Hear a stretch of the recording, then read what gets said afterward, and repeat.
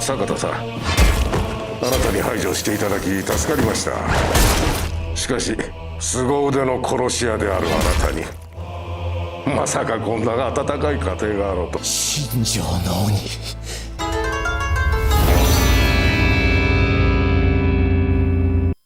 Movie के start में हम जापान के एक छोटे से शहर को देखते हैं और इस शहर में एक डॉन को देखते हैं और ये एक गैंगस्टर ग्रुप चला रहा था। जब डॉन को ये बात पता चली कि इन पर अटैक हो गया है तो वो अपनी जान बचाकर वहाँ से भागने लगता है और डॉन का एक खास आदमी सकाता पर अटैक कर देता है और इन दोनों के बीच अच्छी खासी फाइट होने लगती है। लेकिन वो आदमी सकाता को बहुत ही मारता है, लेकिन जब सकाता को मौका मिलता है तो वो उसके हाथों को ही काट देता है। और इसी घर के एक रूम में ही डॉन गन लोड कर रहा था, लेकिन गन में गोलियां बनने के बावजूद भी डॉन सकाता का कुछ नहीं कर पाता और फिर सकाता उसे बहुत ही बुरी तरह से मार देता है और इसी तरह ही ये पूरे का पूरा गैंग खत्म हो जाता है। उसी वक्त एक आदमी सकाता को गन से शूट करने के लिए जैसे ही खड़ा होता है तो इसके पीछे भी फुजीता नाम का एक आदमी था जो इसे शूट करके मार देता है और इस तरह से ही सकाता बच जाता है। और यहाँ पर हम ये जान पाते हैं कि ये दोनों साथ मिलकर काम कर रहे थे। याकुजा गैंग को खत्म करने के बाद फुजीता सकाता से कहता है कि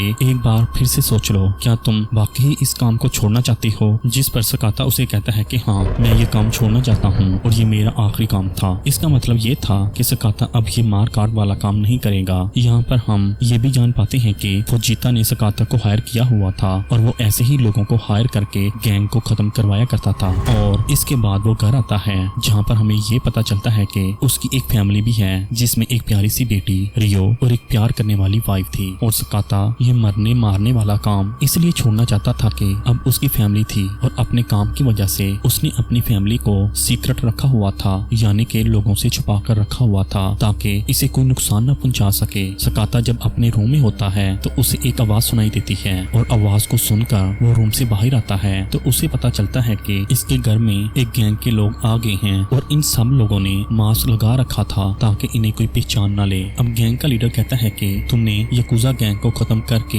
हमारे लिए बहुत ही अच्छा काम किया है। अब मैं किसी भी किस्म की कोई भी प्रॉब्लम नहीं चाहता, इसलिए मुझे तुम्हें खत्म करना होगा, यानी कि मारना होगा, ताकि तुम फ्यूचर में मेरे लिए कोई प्रॉब्लम ना क्रिएट कर दो। और इनकी बातों के दौरान ही सकाता अपनी बेटी को बचाने के लिए इनके एक आदमी पर अटैक कर देता है, लेकिन बाद में वो रुक भी जाता है क्योंकि उसकी फैमिली को हॉस्टेज बनाया गया था और सकाता का एक गलत कदम इसकी फैमिली को मौत के घाट उतार सकता था। और फिर गैंग के लोग सकाता को बहुत ही ज्यादा मारते हैं और जब सकाता की वाइफ इन लोगों से कहती है कि मेरी बेटी को छोड़ दो, उसे जाने दो, तो उनमें से एक आदमी सकाता की वाइफ को ही शूट कर देता है और वहाँ मौके पर ही सकाता की वाइफ की डेथ हो जाती है। अब ये लोग उसकी बेटी को भी शूट करके मारने वाले ही थे, लेकिन तभी सकाता अपनी बेटी को भागने के लिए कहता है तो उसकी बेटी खड़ी होती है और बाहर की तरफ भागती है और तभी गैंग लीडर रियो यानी कि सकाता की बेटी को शूट कर देता है और रियो की भी डेथ हो जाती है। ये लोग सकाता के सामने ही उसकी वाइफ और मासूम सी प्यारी बेटी को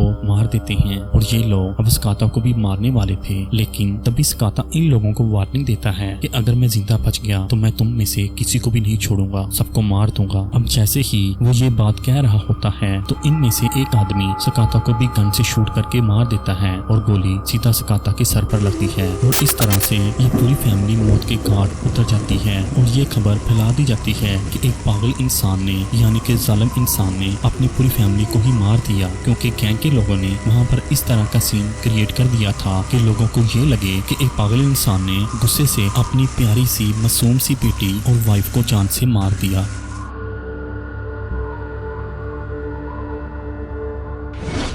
और यहाँ से मूवी की स्टोरी आगे बढ़ती है और 12 साल के बाद का टाइम देखते हैं। फिर हम 12 साल के बाद सकाता को देखते हैं जो अभी भी जिंदा था। गोली लगने के बाद वो अभी जिंदा तो था, लेकिन उसकी पूरी बॉडी पैरालाइज्ड हो गई थी। सकाता के घर में जब अटैक हुआ था तो ये बात फुजीता को पता थी और फुजीता ने ही उसकी देखभाल की थी और उसका इलाज करवाया था। उसकी बॉडी में जान तो थी, लेकिन वो एक जिंदा लाश की तरह था। फुजीता ने सकाता की देखभाल के लिए एक आदमी रखा हुआ था। वही आदमी सकाता की देखभाल करता करता है, उसे खाना खिलाता है, उसके बाल बनाता है। ये लोग सकाता को छुपा कर रख रहे थे, यानी कि ये किसी को भी इल्म नहीं था कि सकाता अभी जिंदा है। फुजीता ने उसे एक सेफ जगह पर छुपा कर रखा हुआ था। इसके बाद हम एक इंटरव्यू सेक्शन को देखते हैं और शहर के मेयर सोनोहारा, जिनका ये इंटरव्यू हो रहा था, मेयर ये बताता है कि हम शहर में एक बहुत ही बड़ी चेंजिंग करने वाले हैं और इस शहर में हम एक पैराडाइज बनाने वाले हैं जिसके अंदर क्लब्स, थिएटर, कैसीनो और भी बहुत कुछ देखने को मिलेगा। इंटरव्यू के दौरान ही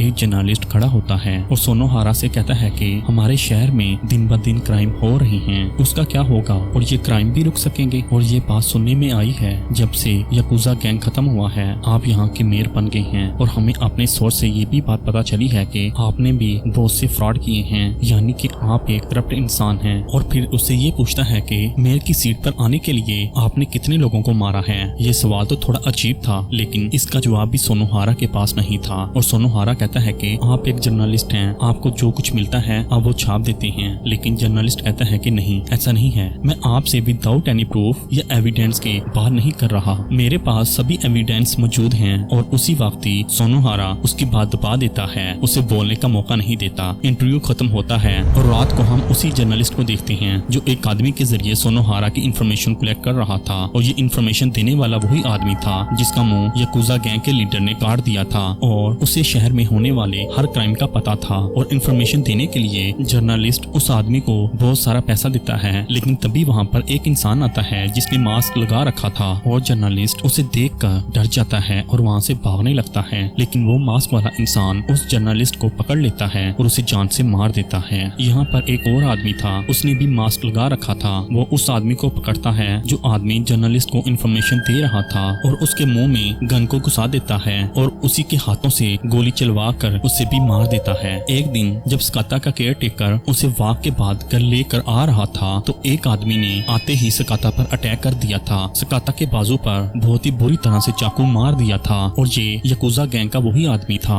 जिसका हाथ सकाता ने काट दिया था और वो अपना बदला लेने के लिए यहाँ पर आया था। लेकिन सकाता तो इस हाल में नहीं था कि वो आदमी सकाता को मार कर अपना बदला पूरा कर सके, क्योंकि सकाता तो बिल्कुल एक जिंदा लाश की तरह था और चाकू लगने की वजह से सकाता को हॉस्पिटल में एडमिट कर दिया जाता है। जिस रूम में सकाता मौजूद था उसके बाहर दो पुलिस वाले खड़े थे और इन पुलिस वालों का चीफ शिनोजुका इन दोनों के पास आता है और इन्हें कुछ पैसे देता है और कहता है कि जाओ कुछ खा पी लो। ये लोग पैसे लेकर वहाँ से निकल जाते हैं। इसके बाद शिनोजुका मास्क लगाकर सकाता के पास जाता है। दरअसल शिनोजुका उसे एक जहरीला इंजेक्शन लगाकर उसे जान से मारने के लिए आया था। उस दिन जब सकाता की फैमिली को मारा गया था तो उन लोगों में ये शिनोजुका भी शामिल था और इस बात का सकाता को भी पता था। वो हिम्मत करके खड़ा होता है और उस पर अटैक कर देता है। वैसे उसकी पूरी बॉडी काम नहीं कर रही थी, लेकिन फिर भी वो जैसे तैसे करके वो शिनोजुका से लड़ता है। सकाता को जैसे ही मौका मिलता है वो उसके गले को लपेटे में लेकर उसका गला दबाकर उसे जान से मार देता है। और ये बात जब फुजीता को पता चलती है तो वो फौरन से हॉस्पिटल में सकाता को देखने के लिए आता है। इससे पहले कि फुजीता सकाता के पास जाता, सकाता हिम्मत करके चलते हुए उसके पास आ रहा था और ये देखकर फुजीता बहुत ही हैरान रह जाता है।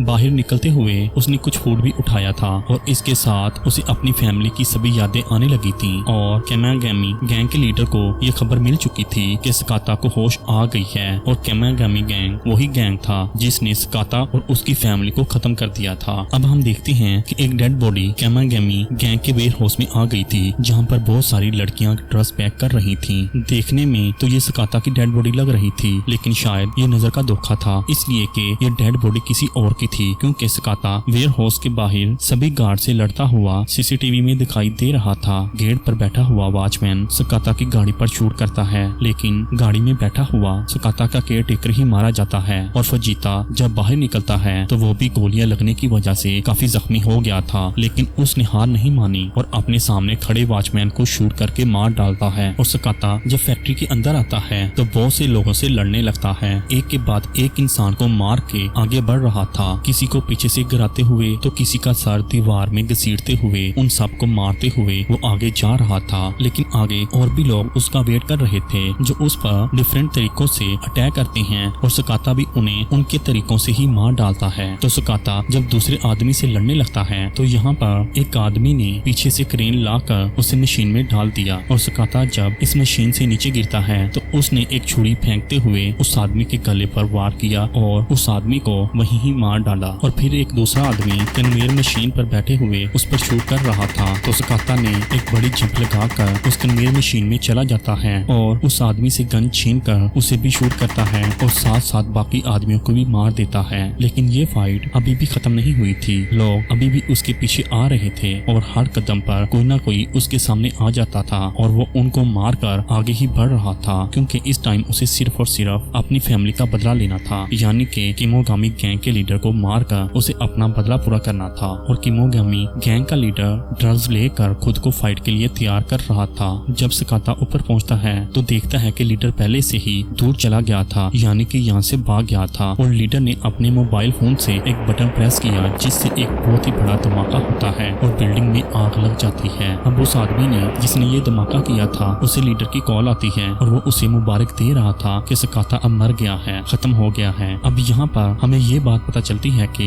जिस आदमी को कॉल आई है, यानी कि जिसे हम गैंग का लीडर समझ रहे हैं, वो दरअसल गैंग का लीडर नहीं था। लेकिन अब ये जैसे ही अपनी कामयाबी की सेलिब्रेशन कर रहे थे तो सब कुछ खराब होता हुआ दिखाई देता है, क्योंकि सकाता अपने आप को ब्लैंकेट में लपेट कर बाहर आ रहा था और वो भी सही सलामत। ऐसा लग रहा था जैसे उसे कुछ भी नहीं हुआ था। और सकाता को देखते ही उस आदमी की टांगे कांपने लग जाती हैं और सकाता को देखकर फुजिता भी डर जाता है और उसे कहता है कि मुझे भी मार दो, क्योंकि मैंने ही उस गैंग को, यानी कि किमोगामी गैंग को तुम्हारी फैमिली के बारे में बताया था जिसने तुम्हारी वाइफ और बेटी को मार दिया था, इसलिए तुम मुझे भी मार दो, क्योंकि मैं इस दर्द के साथ नहीं जी सकता कि मैंने तुम्हारी बेटी और वाइफ को मरवाया था। अब फुजिता ने उसकी जान भी बचाई थी, यहाँ तक कि 12 साल तक उसकी देखभाल भी की। लेकिन सकाता तो जैसे अपनी फैमिली के बदले में पागल ही हो गया था। तो सकाता बगैर कुछ सोचे समझे किसी भी किस्म का लिहाज न करते हुए फुजिता को शूट करके मार डालता है। इसके बाद उसने गैंग के आदमी को कैद कर लिया था और उस आदमी से गैंग के लीडर का पता पूछता है तो वो उसके मोबाइल से उसके लीडर को कॉल करता है। तो यहाँ पर एक बहुत ही बड़ा सच सामने आता है कि इस गैंग का लीडर कोई और नहीं बल्कि इस शहर का मेयर सोनोहारा ही है। और वो सकाता को बताता है कि मैं अपने लीगल कामों से जितनी भी अर्निंग करता हूँ वो सारी शहर के डेवलपमेंट पर लगा देता हूँ और मुझे नहीं लगता कि मेरे गैंग को खत्म करना तुम्हारे लिए अच्छा साबित होगा। और अब कॉल बंद हो जाती है। सकाता ने जिस आदमी को पकड़ा हुआ था उसे शूट करके मार डालता है। अब सुबह होते ही ये दिखाया जाता है कि पुलिस उन होने वाले अटैक्स को रिपोर्ट कर रही थी जो सकाता ने किए थे। बताया जाता है कि ये सारे अटैक्स सकाता ने किए हैं और सभी लोगों को सकाता ने ही मारा है और सकाता खुद एक बॉम्ब ब्लास्ट में मारा गया है। और ये सारी खबर दूसरी तरफ रियो की देख रही होती है। रियो यानी कि सकाता की बेटी, वो भी अभी जिंदा थी और उसे किमोगामी गैंग के एक आदमी ने पाला हुआ था, यानी कि रियो उसी आदमी के साथ रह रही थी जिसने इसकी मॉम को मारा था। और यहाँ पर इस आदमी को भी खबर मिल जाती है कि सकाता अभी मरा नहीं है, वो अभी जिंदा है और कहीं पे छुपा हुआ है, वो किसी भी वक्त यहाँ पर आकर अटैक कर सकता है, इसलिए तुम अलर्ट रहो। और इसके बाद हम सकाता को एक पुलिस ऑफिसर के पास देखते हैं जिसकी एक बार सकाता ने इस पुलिस ऑफिसर की जान बचाई थी, इसलिए पुलिस ऑफिसर इसके लिए सारी खबरें ला कर दिया करता था। और वो सकाता को ये भी बताता है कि उस दिन तुम्हारी बेटी रियो जिंदा बच गई थी क्योंकि किमोगामी गैंग के लीडर ने उसकी बेटी को शूट नहीं किया था बल्कि उसके टॉय को शूट किया था। और पुलिस ऑफिसर सकाता को ये भी बताता है कि मुझे लगता है कि तुम्हारी बेटी को उन लोगों ने सिक्योरिटी एजेंसी के अंदर रखा हुआ होगा। और ये सुनते ही सकाता उस पुलिस ऑफिसर की गन उठाता है और फौरन से ही उस सिक्योरिटी एजेंसी के लिए निकल जाता है। वहाँ पर वो लोगों को मारता है और ये समझते हुए अंदर जा रहा था कि अंदर शायद उसकी बेटी रियो मौजूद हो, लेकिन रियो यहाँ पर सच में ही छुपी हुई थी सकाता से डरकर, क्योंकि अभी तो रियो ने ये रिपोर्ट में देखा था कि सकाता एक बहुत ही बुरा आदमी है और वो सबको मार रहा है। दरअसल वो सकाता के बारे में सब कुछ बोल गई थी इससे पहले कि वो रियो को ढूंढता। तो यहाँ पर वो रियो को पालने वाला इंसान आ जाता है जो आते ही सकाता पर अटैक कर देता है और सकाता भी उससे लड़ने लग जाता है और रियो डर कर यहाँ से भागने लगती है। इन दोनों की बहुत ही लड़ाई होती है। वो आदमी सकाता को गन से शूट करने की कोशिश करता है लेकिन सकाता उसकी गन का मुंह दूसरी तरफ कर देता है। तो वो आदमी अपने पास ही पड़ी हुई कोई चीज उठाकर सकाता के सर पर मारता है और अपने आप को बचा लेता है और अब सकाता की बेइज्जती करने लग जाता है। जब ये आदमी बोलता है तो सकाता उस आदमी की आवाज पहचान लेता है कि ये वही आदमी था जिसने इसकी वाइफ को मारा था। इससे पहले कि सकाता